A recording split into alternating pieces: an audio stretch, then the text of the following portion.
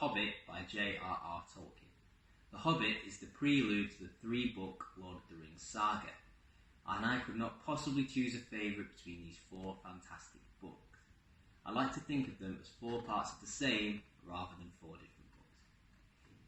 If you have not read the books, then I'm sure some of you will have seen the Oscar-winning film adaptations by Peter Jackson. And even if you've seen these fantastic films, I'd still recommend reading the book, as there are so many more characters, details and adventures to explore. When setting out on a journey, there is no better place to start than the beginning. That's why I have decided to read an extract from The Hobbit. This is the shortest of the four books and was created by J.R.R. Tolkien to read to his children, so it's a really nice way to ease yourself into Middle-earth. The extract I'm going to read is from chapter 5, called Riddles in the Dark.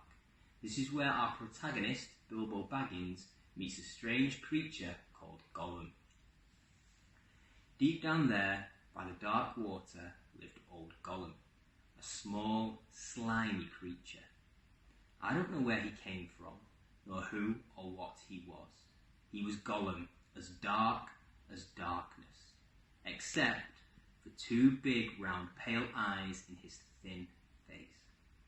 He had a little boat, and he rowed about quite quietly on the lake. The lake it was, wide and deep and deadly cold. He paddled it with large feet dangling over the side, but never a ripple did he make, not he.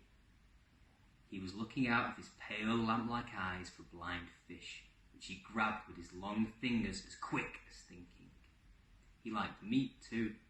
Gobbling, he thought, good, when he could get it, but he took care they never found him out. He just throttled them from behind if they ever came down alone anywhere near the edge of the water while he was prowling about. They very seldom did, for they had a feeling that something unpleasant was lurking down there, down at the very roots of the mountain. They had come on the lake when they were tunnelling down long ago, and they found they could go no further. So there their road ended in that direction, and there was no reason to go that way unless the great goblin sent them. Sometimes he took a fancy for fish from the lake, and sometimes neither goblin nor fish came back. Actually, Gollum lived on a slimy island of rock in the middle of the lake.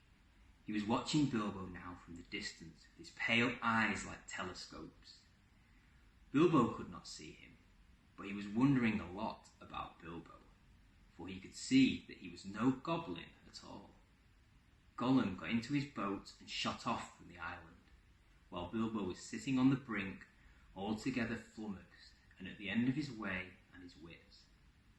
Suddenly, up came Gollum and whispered and hissed, "Bless us and splash us, my precious. I guess it's a choice feast, at least a tasty morsel it'd make us, Gollum." And when he said Gollum, he made a horrible swallowing noise in his throat.